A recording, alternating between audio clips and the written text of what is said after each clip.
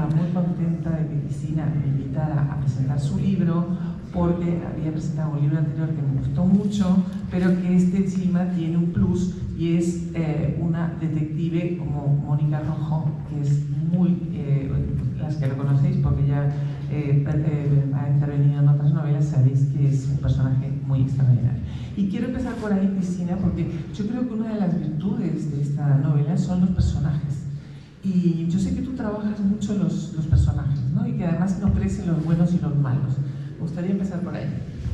Sí, supongo que en la elaboración de personajes a mí me influye mi otra faceta, que es la de actriz. Seguramente si yo no fuera actriz, mi estilo literario sería diferente. Para mí los personajes son básicos, importantísimos, los trabajo mucho, porque creo que una trama, por muy potente que sea, si está poblada, esa trama está poblada de personajes que no tienen aristas, contradicciones, fisuras, como en definitiva somos los seres humanos, porque como tú bien dices, Carmen, en los seres humanos no hay ni buenos ni malos. Como nada más asomamos la punta, somos como un iceberg que nada más asomamos la punta, realmente lo interesante está debajo. Entonces, sí, yo trabajo mucho los personajes y Mónica Rojo, pues la he mimado mucho, ¿no? Mónica Rojo es una vieja conocida ya de mis lectores, porque es la tercera novela ya en la que interviene. En la primera, en El estaño del ayer, tenía, la primera novela negra, El estaño del ayer tenía una participación secundaria, era oficial de policía, pero la verdad es que funcionó muy bien ese personaje. Muchos lectores me comentaban cosas de ella, es un personaje bastante peculiar. Y cuando escribí la anterior a No me dejes nunca, Wonder, que fue un asunto ambiguo, decidí ascenderla de oficial a inspectora de policía y convertirla en protagonista. Y ya en No me dejes nunca, Wonder, bueno, aquí se casa, ¿no?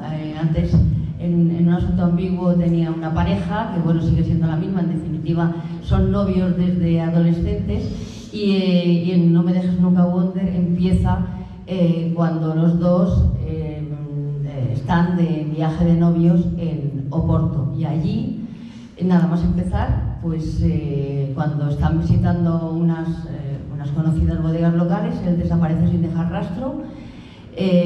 Pasan los días y no se sabe qué ha sido de él. Y entonces van pasando cosas, surgen, de repente aparecen en el río Duero unos cadáveres que aparentemente están relacionados con él.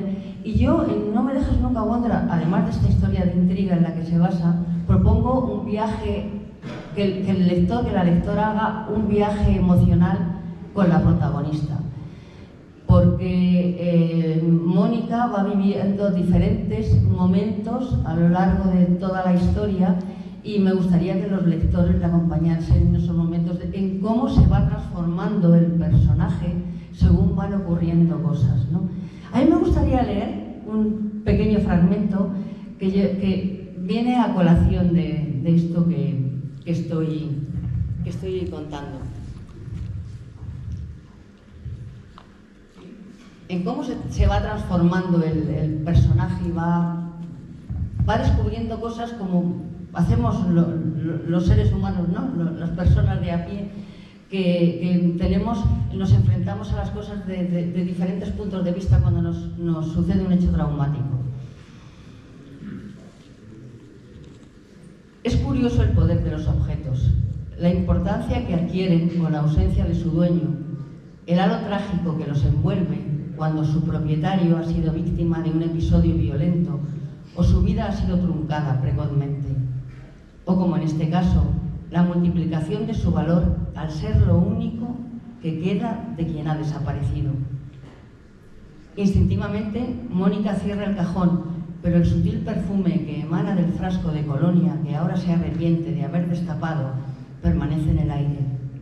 Se pregunta cómo el mismo estímulo puede provocar reacciones tan diferentes.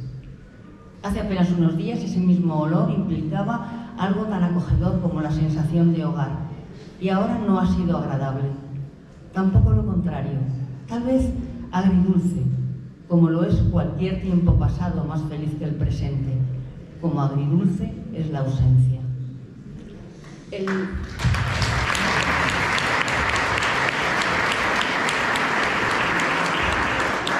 libro, bueno, pues lo que te decía, ¿no? que hace un viaje emocional, la protagonista hace un viaje emocional sobre todo lo que le va sucediendo y se va transformando por todo lo que va descubriendo, por la incertidumbre, por, en fin, todos los sucesos con los que se encuentra. Bueno, y a mí ahora me gustaría pasarle el micrófono a Marta. Y a ver que, bueno, para conocer su punto de vista también sobre la historia.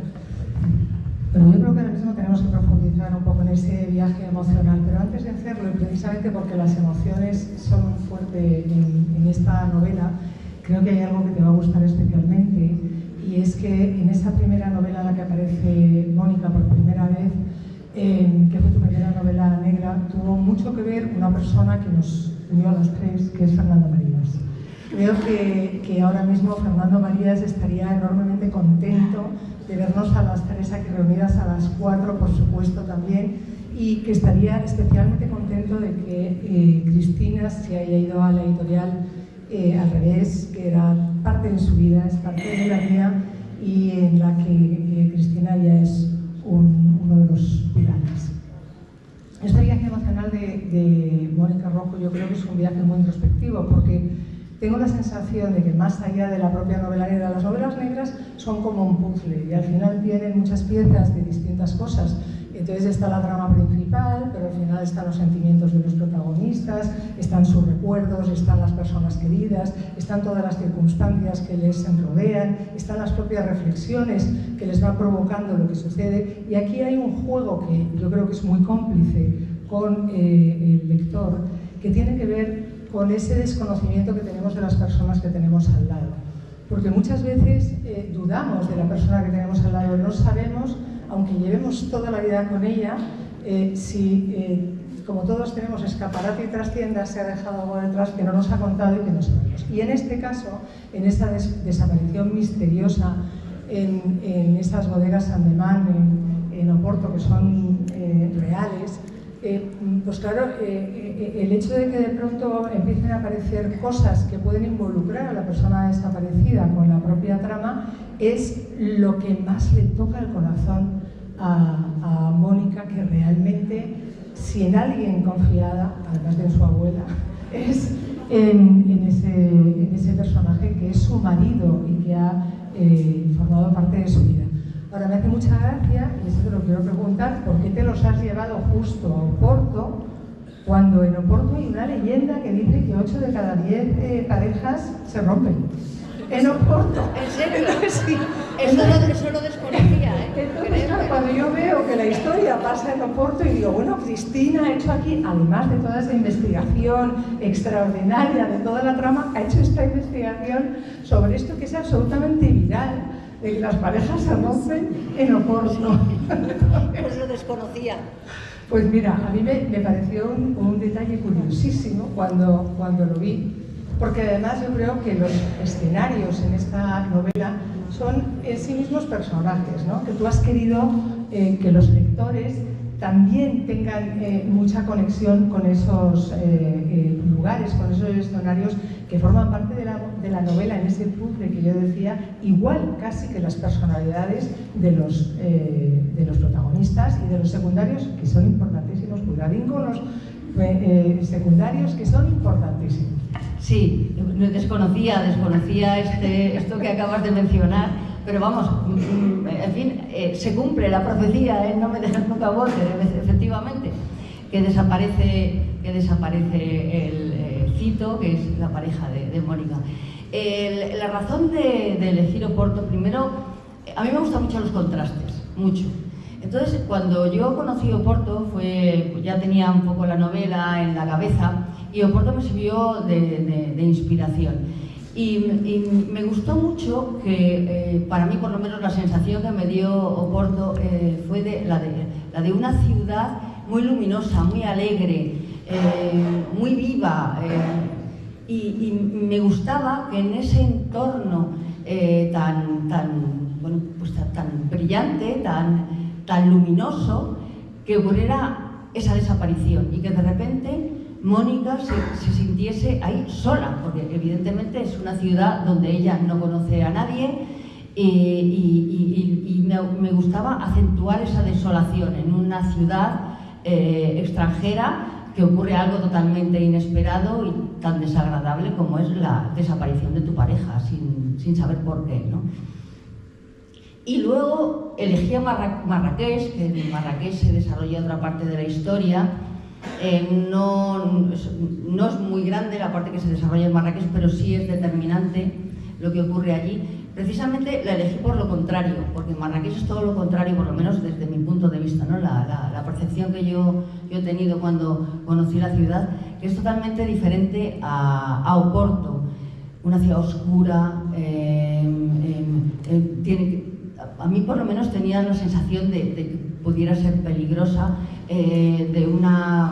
bueno, parece mentira que esté a prácticamente 2 horas de Madrid, ¿no? Porque es una ciudad totalmente diferente a nuestra cultura, con gentes muy distintas a nosotros, ¿no?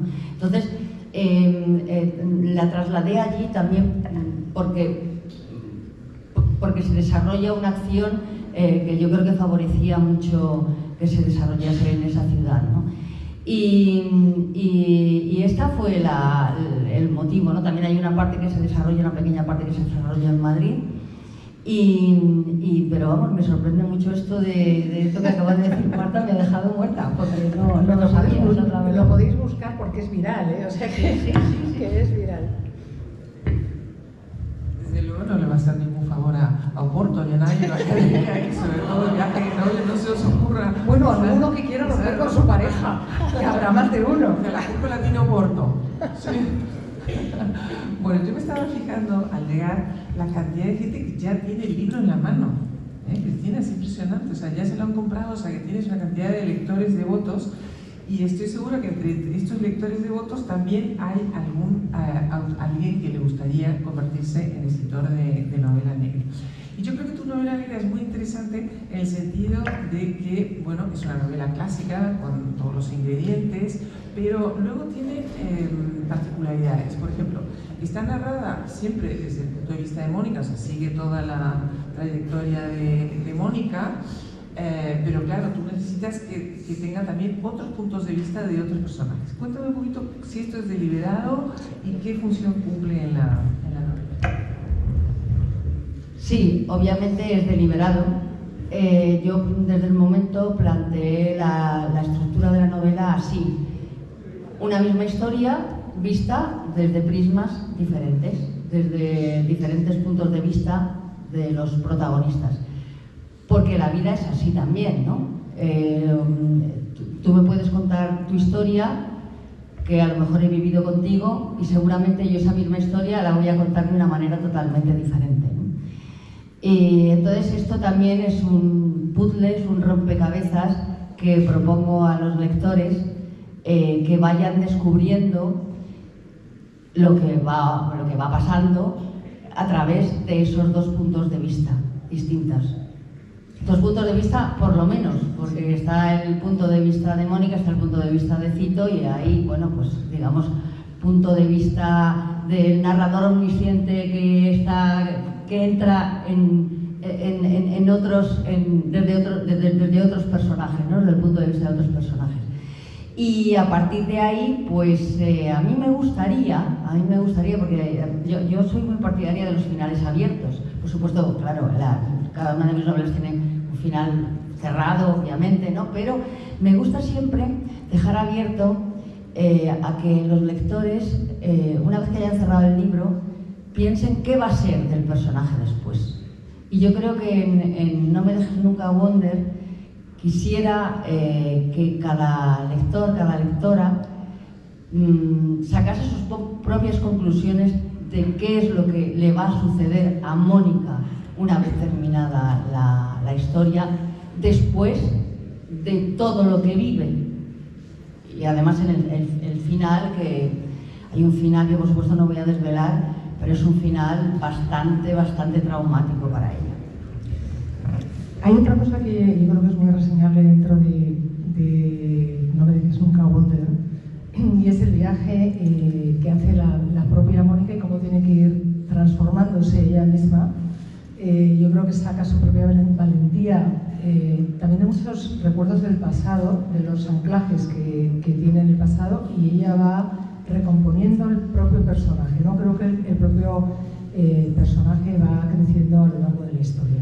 Pero hay otra cosa que me interesa a mí especialmente, porque las novelas negras, más allá de que pueden incluir lo que les dé la gana, que pueden incluir, pues eso, las descripciones de los paisajes, las propias historias de amor, tienen un punto de denuncia que siempre existe más o menos claro, ¿no? Y yo creo que aquí tú tienes varios puntos de denuncia.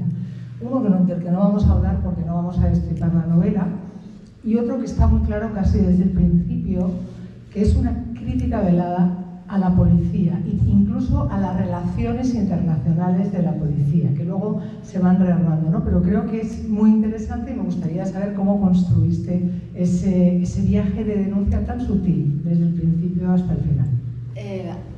A mí yo llamo a mis novelas mis bebés porque tardo 9 meses en escribirlas, pero antes a un proceso de investigación que tengo que hacerlo para yo luego sentarme en el ordenador y sentirme libre para escribir, porque aunque por supuesto estoy escribiendo una historia de ficción, pero necesito que las bases sobre las que está basada esa historia sean reales, ¿no? Entonces, en esta novela he hecho un trabajo bastante, me ha ayudado mucho Diego Alejandro, que no sé si estará por aquí, me dijo que a lo mejor venía, está ahí, que es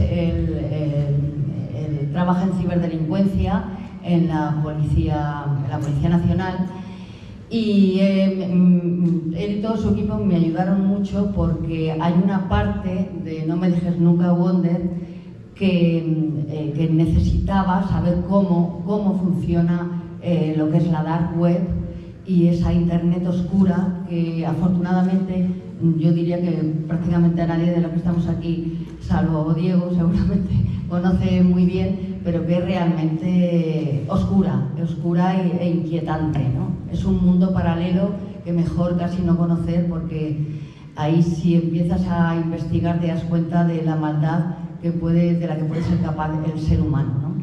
Y respecto, bueno, a la policía, pues, bueno, es que claro, si desvelase qué es lo que ocurre, pues entonces, en fin, no pero solo me refiero a la parte de la cooperación de la Policía Internacional, que al principio, pues claro, le supone mucho problema a Mónica, porque entre otras cosas, claro, ella está implicada, ella no quiere irse, claro. Ella quiere mantener los hilos, al final el jefe de policía es amigo de su jefe, pero hay siempre esas zonas oscuras en la cooperación policial internacional que siempre nos asustan un poco, ¿no? Sí, al principio, de hecho, afortunadamente, porque si no, Mónica no hubiera podido seguir investigando. Mónica sigue investigando porque su jefe en Madrid es conocido, es amigo del policía que está llevando el caso en Oporto, y al principio, bueno, todo discurre muy bien, se le permite a Mónica entrar en ciertas investigaciones, pero llega un momento que se le paran los pies. Se le paran los pies porque ahí es verdad que lo que tú dices, Marta, surgen una serie de roces y de, digamos, ¿por qué no?, celos o suspicacias entre los dos países, ¿no? Y entonces Mónica tiene que estar en ese hilo muy fino de intentar saber qué ha pasado con la desaparición de Cito, de su marido, pero sin molestar y sin meterse demasiado dentro del terreno que le corresponde a la policía portuguesa, porque no puede seguir ahí. Entonces ahí tiene sus roces y sus más y sus menos con la policía. De hecho, el policía el portugués, Nuno Ferreira, llega un momento que se arrepiente de haberle abierto las puertas y de haberle permitido indagar y tocar las narices más de lo que está tocando las narices más de lo que él iba a pensar, ¿no? Porque Mónica es una de las características que tiene, es muy cabezota, y cuando se le pone algo entre ceja y ceja, pues va a por ello. Bueno, comentaba antes Marta y también comentaba Cristina que una de las ventajas de la novela negra, y por eso nos gusta tanto, es que permite tocar distintos temas. Puede haber mucho amor, puede haber humor, puede haber denuncia social, puede haber cosas terribles, puede haber la dark web, pero tú haces un balance muy interesante entre todos estos elementos, también con una parte sentimental que por un lado tiene que ver con la desaparición de tu marido. Pues imagínate que estás de viaje de novios y de repente desaparece tu marido, una cosa bestial. Pero también hay un personaje que ayuda en ese sentido, que es la abuela. A mí me gustaría que hablaras un poquito de tu abuela, porque no sé por qué he decidido que es tu abuela, ¿no? A ver. No es exactamente mi abuela. Pilarín, la abuela de Mónica, está directamente basada e inspirada en mi madre. En mi madre, que se llama Pilar, pero que todo el mundo la llama Pilarín. De hecho, le dedico la novela porque, aunque ella no puede leerla debido a sus circunstancias, que ya es una persona muy mayor y tiene ya una demencia, que ya es incapaz de leer, cuando a ella le ha gustado muchísimo leer, y por supuesto leí yo el resto de mis novelas, pero ella no puede. Pero sí, el personaje de Pilarín es mi madre. Es que yo podría decir que es mi madre, porque está muy, muy directamente inspirada en ella. Sí. Así que no te has equivocado mucho. Pero fíjate que no es mi abuela, pero es mi madre.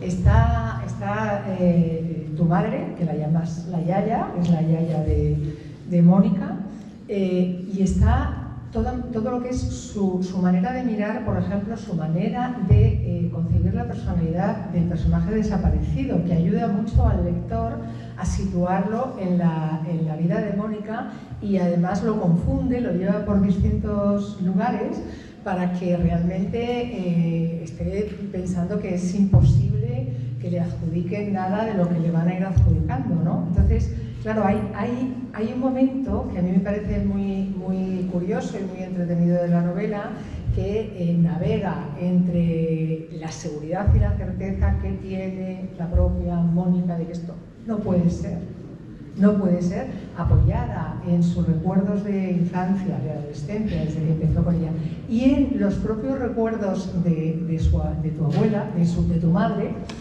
abuela, ya no sé cómo organizarlo. Y bueno, claro, el encontrarse con determinadas cuestiones que dicen, no, es que me estoy equivocando, toda mi vida ha sido un engaño. Yo creo que eso está muy bien construido, y estaría bien que nos contaras un poco cómo lo quisiste ofrecer al lector. Claro, es que Mónica parte de que es imposible, al principio, es que es imposible que esto haya pasado, que haya sucedido. Ella puede, evidentemente, piensa que cuando ha desaparecido Cito es que algo grave le ha sucedido a él, que él ha sido una víctima, pero enseguida se empiezan a descubrir una serie de elementos siniestros que están relacionados con él, que aparentemente al menos están relacionados con él, y además de una manera muy objetiva. Entonces, el viaje emocional es ese viaje emocional que va cambiando de estar plenamente convencida a hablar con su abuela en un determinado momento y decirle, no, bueno, la abuela no está tan convencida de que eso, de que Cito sea tan bueno como parece, o como Mónica quiere hacer creer. Y es ese viaje que ella va descubriendo y que empieza a dudar, ¿no? Empieza a dudar, y esas certezas que tenía pues empiezan a derrumbar, y no sabe cómo enfrentarse a eso. Es que no sabe cómo enfrentarse. Entonces, yo me ponía en el lugar de Mónica y me planteaba cómo hubiera reaccionado en esa situación. Y efectivamente es muy difícil, porque ahí se encuentra Mónica en una contradicción entre lo que ella siente, lo que ella quiere creer, y lo que los hechos objetivos le marcan. Y ese es, yo diría que el conflicto fundamental de la historia, y lo que a mí más me ha interesado de la historia, y espero que es lo que más interese a los lectores de la historia, más allá de la trama de intriga que se propone, obviamente, y que se va descubriendo. Y también aludiendo a los diferentes puntos de vista, efectivamente, ese puzzle me interesa mucho, porque y quisiera saber, a mí me gusta muchísimo el contacto directo con los lectores, porque yo creo que un libro, al final, cuando ya se publica, es más de quien lo está leyendo que de quien lo ha escrito, que me aportaseis qué es lo que vosotros creéis que puede haber sucedido. Ese ejercicio me interesaría mucho, ¿no? Porque seguro que cada uno de los lectores piensa una cosa. Y ahí nos condiciona nuestra experiencia vital también, ¿no? La forma de enfrentarnos a las historias nos condiciona por nuestra experiencia, nuestras vivencias, etc. Sí, fíjate que justamente te iba a comentar eso. A mí me da la sensación de que este libro va a dar mucho juego en los clubes de lectura, porque tiene muchos puntos de vista, o sea, que lo puedes mirar desde este lado, lo puedes mirar desde este, y todos son válidos, o sea, que eso que has dicho tú es verdad. Un libro no es del escritor, es de los lectores, y cada lector tiene una lectura diferente. Yo creo que hay dos cosas que me va a interesar mucho en el club de lectura y que va a dar mucho juego.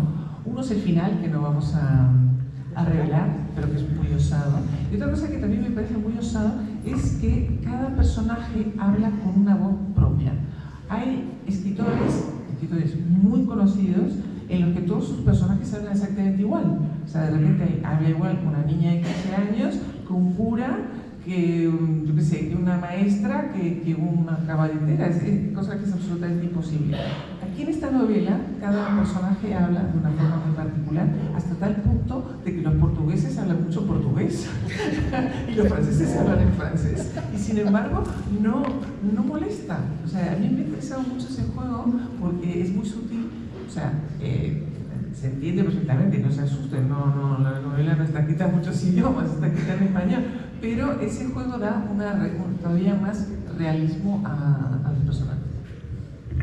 Sí, me interesaba mucho que, como la acción se desarrolla en Portugal, pues claro que el lector no olvide nunca que está en Portugal, ¿no? Entonces, los portugueses, es verdad que casi todos, yo por mi experiencia cuando he estado allí, hablan español. En español, bueno, con su música particular, sus giros y tal. Entonces, la novela, los personajes pues hablan español, pero sí es verdad que tienen sus giros, se les escapa alguna palabra en portugués, lógicamente. Entonces, eso es lo que he querido es contribuir a la ambientación de la novela, porque es así, ¿no? Cuando tú vas a Portugal, por muy bien que hable las personas portuguesas, españoles, estén hablando contigo, pero tienen una música determinada, una cadencia, se les escapa pues palabras en portugués, y sí, y eso por un lado. Y por otro lado, claro, es que para mí es básico, como decía antes, la elaboración de los personajes, y ahí también creo que mi faceta de actriz influye mucho. Yo estoy acostumbrada a crear personajes toda la vida, y personajes muy diferentes, y efectivamente los personajes hablan de maneras distintas dependiendo de su clase social, dependiendo de su formación, de muchos factores, ¿no? Y para que una novela sea creíble, es evidente que cada personaje tiene que tener su propia voz, porque si no, yo desde luego, yo como lectora, a mí me gusta escribir como lo que me gusta leer, pues, y cómo me gusta leer, pues así escribo, ¿no? Y me gusta encontrarme con historias donde los personajes sean diversos y tengan personalidades diferentes, y todo eso se vea claramente, ¿no? Y sí, me detengo mucho en eso y trabajo mucho en eso. Y hay una cosa que yo creo que me ayuda, y es que yo digo que yo escribo de pie, que no es literal, obviamente, pero yo no doy por terminada una página hasta que no la leo en voz alta y me resulta creíble. Leo los diálogos y me resulta creíble lo que estoy leyendo. Hasta entonces no la doy por buena. A mí me gustaría saber, Cristina, ¿cuál es el germen de esta novela, de esta historia? Porque yo siempre digo que a mí, por lo menos, yo no busco las historias, no digo a los lectores les interesa muchísimo ahora este asunto y voy a hablar sobre él, esto es hipercomercial. Yo dejo que las historias me encuentren y cuando de pronto se me prenden en el corazón y en la tripa y ya no me pueden soltar, es cuando inevitablemente pienso que eso es lo que yo quiero escribir. Entonces me gustaría saber cuál es el germen de esta novela, dónde nace, en qué momento, cómo surge en tu vida de escritora y de pronto decides encaminarte por este relato en vez de por otro. Me interesaba, lo que más me interesaba de esta historia era ¿qué le pasa a una persona cuando se enfrenta a un hecho tan traumático en su vida y tiene que lidiar con ello sola? Que yo creo que todos los que estamos aquí seguramente en algún momento nos hemos encontrado en una situación así, a lo mejor no tan extrema como la de Mónica Rojo, pero me interesaba mucho el análisis de ese personaje y las diferentes etapas por las que va pasando ese personaje. El sufrimiento, la esperanza, la intriga, todo eso por lo que transita el personaje hasta llegar al final, que como bien dice Carmen es muy osado, me he atrevido a hacer un final muy osado, ya no inesperado solamente, sino muy osado, que me gustaría saber cómo lo reciben también los lectores. Pero fundamentalmente, ¿ves? Ha sido eso, ese trayecto del personaje y claro, como la novela negra, efectivamente, como estábamos hablando antes, nos permite todo, porque es un género totalmente libre y por eso a mí me gusta mucho, me siento muy cómoda. Pues eso, sobre una historia de intriga puedes decir lo que quieras y escribir lo que quieras, tienen sus reglas, por supuesto, pero no son yo creo que no son tan rígidas como la novela histórica o incluso las novelas románticas. Pues pensé que el género negro me daba mucho pie para elaborar este trayecto emocional del personaje desde que empieza la novela hasta que termina, y cómo el personaje se transforma, porque no termina siendo el mismo. Bueno, yo creo que no sé cómo vamos de tiempo y no sé si habrá alguien que quiera... ¿No? Yo creo que si alguien tiene alguna pregunta, yo solo tengo un matiz, la versión de cómo interpreta la novela cada uno.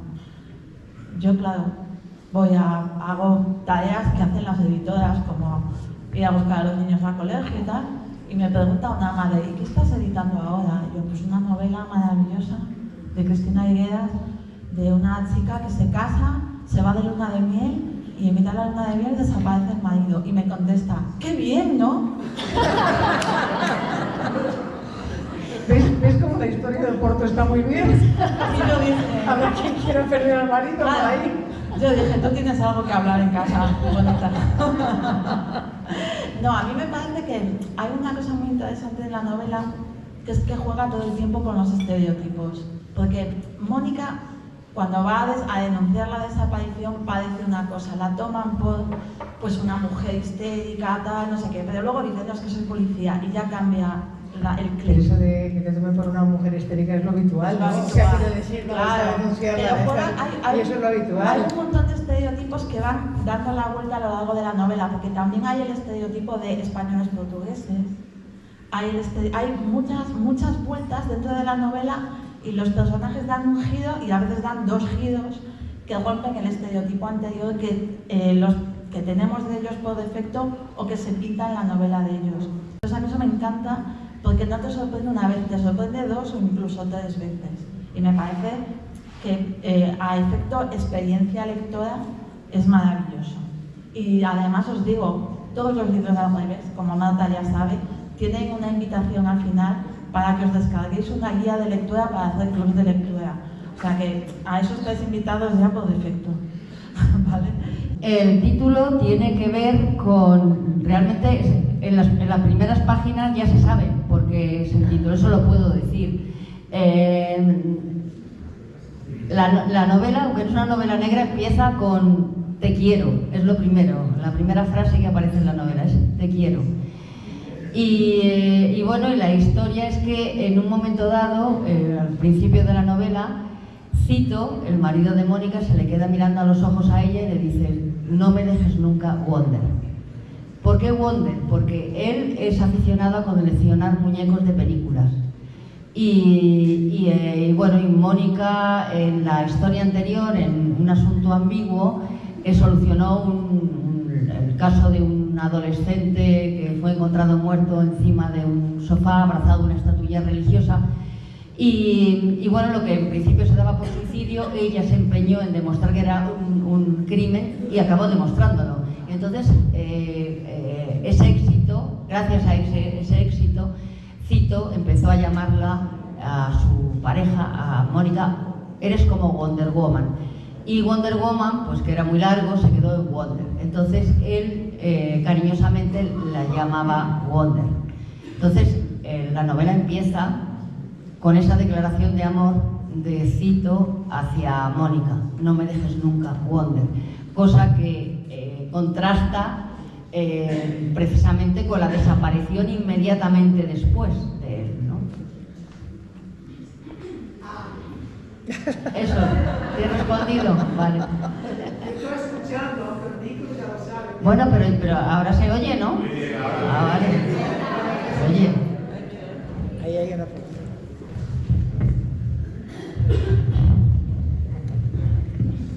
Hola, enhorabuena. Yo quería hacerte una pregunta que me crea curiosidad. Has dicho, no, es un final muy inesperado, es muy osado, y a mí me entra la curiosidad cuando... Osado lo ha dicho Carmen, pero creo que lo define muy bien. Mi pregunta es, cuando empiezas a escribir la novela, ¿ya sabes el final que va a tener? Sí, hay escritores que bueno, son más libres y van escribiendo y las acciones y los personajes les van llevando por diferentes caminos y al final deciden cómo va a terminar. Yo no me pongo a escribir hasta que no tengo toda la estructura, el planteamiento, el desarrollo y el desenlace. Y los personajes principales, y bueno, todos los personajes en general. Pero se da la circunstancia, a mí me pasa, no sé si os pasa a vosotras, que a lo mejor algún personaje que yo en principio pensaba que iba a tener mucho peso en la historia, se va desinflando poco a poco, se va desinflando y prácticamente desaparece, y todo lo contrario, algún personaje secundario que en principio pensé que no iba a tener demasiada importancia, crece y se convierte casi en protagonista. Eso es una cosa muy curiosa y es algo que a mí me gusta mucho de escribir y lo disfruto mucho. No sé si a vosotras os pasa. Es que nosotras dos, que yo creo que es que nosotras no somos justo lo contrario, sobre todo Carmen. Carmen empieza, como decía Javier Marías, con una ideita aquí y de donde la ideita me lleve no tiene ni idea de dónde va. Así empieza y sobre la marcha va haciendo. Y yo soy un híbrido. Yo sé de dónde voy y a dónde quiero llegar y a partir de ahí tiro puentes, pero sobre la marcha, si de pronto quedo a comer con algunos de estos señores y señoras y de pronto pasa algo, a lo mejor ¡pum!, me caen dentro de la novela, porque ya sabéis que los escritores somos ladrones de conversación, así que cuidadito que yo estoy escribiendo. Lo digo y entonces de pronto cae ahí y yo no sé ni cómo ha caído, pero yo reconozco que me da mucha envidia, ¿sabes? Esas estructuras y esa historia porque me resulta una guía extraordinaria, pero yo soy incapaz, y Carmen que lo diga menos. Toma, cuenta. Bueno, es que todo es válido. Al final lo importante es que la historia tenga interés y creo que las historias de estas dos señoras tienen muchísimo interés. Sí, bueno, aquí voy a hacer un homenaje a Javier Marías. Él decía que había dos tipos de escritores, los llamaban los escritores con mapa y los escritores con brújula. Tú tú claramente eres una escritora con mapa, porque antes de ponerte a escribir necesitas saber cómo va a empezar, cómo va a acabar, haces como un esquema, a lo mejor incluso haces como un ficha policial de los personajes, y si fulano de tal tiene 32 años y le gusta el café con leche con 2 terrones de azúcar. Bueno, a tanto no llego, ¿eh? A Carmen, tanto no llego. Nabokov era así. Carmen, pero Javier le cambió el nombre a la mapa y a la brújula, le cambió el nombre y le puso los cojos y los ciegos. No, eso lo puse ¿Ah, yo. ¿lo pusiste tú? Sí, no, porque yo no sabía que Javier tenía esta teoría, y en un libro, en Juego de Niños, Sí. dije que había escritores cojos y escritores ciegos, pero es exactamente lo mismo. Y hoy lo he contado la versión Javier Marías para hacerle un homenaje, porque todos lo queríamos mucho. Bueno, como te digo, tú eres escritora con mapa. Sí. Y bueno, yo soy escritora con brújula y Marta es un híbrido. Un híbrido, estamos los representantes de las tres. Yo no tengo la más repajolera idea de lo que van a pasar con mis libros. O sea, tengo una ideita y a partir de ahí, tú sabes esas arañas que llegan de aquí hasta allá y dicen, ¿cómo llegó esa araña hasta ahí si las arañas no vuelan? Bueno, porque va tejiendo y al mismo tiempo va fabricando la tela. Esa soy yo, con lo cual estoy todo el día aterrada de que no voy a llegar ahí, que me voy a caer, que me voy a despeñar. Bueno, no sé si hay más preguntas. Hola, buenas tardes. Cristina, sí me gustaría saber si algún capítulo te ha costado escribir más que otro. Bueno, si te ha costado escribir más que otro, que me imagino que sí. Gracias. Claro, sí, hay veces que uno no sabe, sobre todo ya más que te cueste más un capítulo que otro, es que hay veces que escribes y prácticamente la mano se te va y todo fluye muy bien, pero hay otras veces que te estancas y dices, bueno, ¿y ahora cómo continúo? ¿Cómo salgo de esta, no? ¿Cómo salgo de esta? ¿Cómo desarrollo la historia por este camino, por este otro? ¿Cómo la voy dosificando? Para mí dosificar la historia es algo que me preocupa bastante. Me preocupa bastante porque creo que el coger el punto correcto de esa dosificación es complicado, sobre todo para mantener en vilo al lector y que la historia no decaiga, ¿no?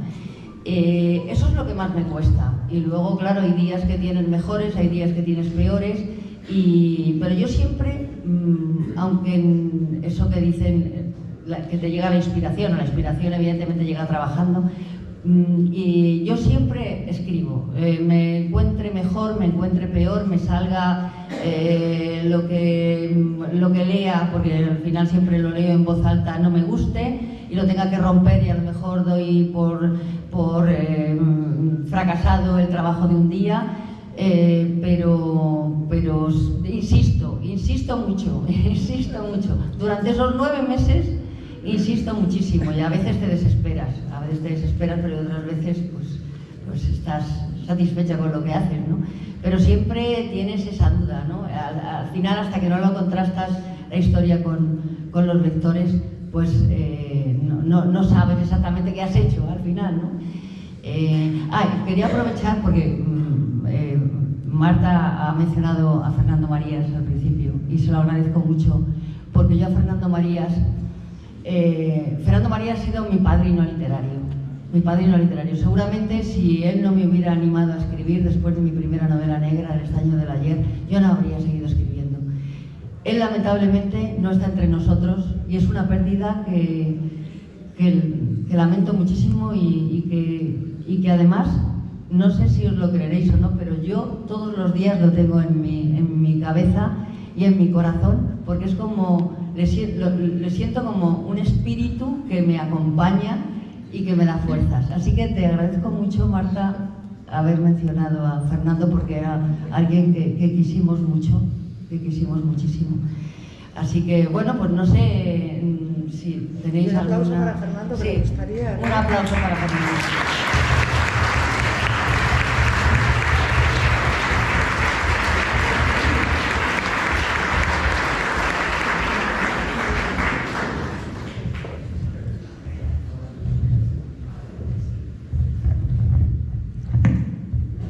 Bueno, pues si os parece bien, ponemos a la autora a firmar libros. Sabéis que tenéis un punto de venta ahí. Me ha dicho Cristina que hay un regalito pequeñito no sé si habrá para todos los que compren libros, pero para bastantes de las personas que compren libros hay regalito, ¿no? También. Unos jaboncitos artesanales con la palabra Wonder grabada, hechos con manteca de karité que ha hecho una buena amiga. Y bueno, pues sí, también tendréis, bueno, ese detallito, a ver si, si os gusta. Y nada, yo sobre todo quería agradecer, por supuesto, a Carmen y a Marta, de verdad, que de corazón, que me hayan acompañado. Para mí es un honor tenerlas aquí como madrinas de este No me dejes nunca Wonder. Agradecer, por supuesto, a Alex, el dueño del teatro, que me ha puesto su teatro a nuestra disposición, y bueno, a la editorial Al Revés por confiar en mí de nuevo, y nada, y que muchísimas gracias a todos por venir, por acompañarme a esta historia.